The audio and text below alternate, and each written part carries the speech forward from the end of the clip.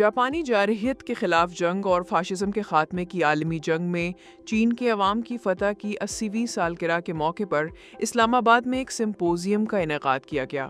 پیر کے روز منعقدہ تقریب میں پاکستان کی قومی اسمبلی کے ڈپٹی اسپیکر سید غلام مصطفی اور پاکستان میں چین کے سفیر جیانگ زائی ڈونگ سمیت دیگر معزز شخصیات شریک ہوئی ہیں۔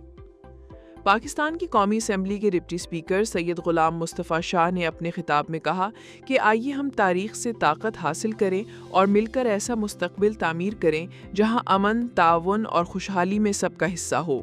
چین کے سفیر نے اس موقع پر دوسری جنگ عظیم میں حاصل ہونے والی اس تاریخی فتح کے ثمرات کے مشترکہ تحفظ پر زور دیا ہے۔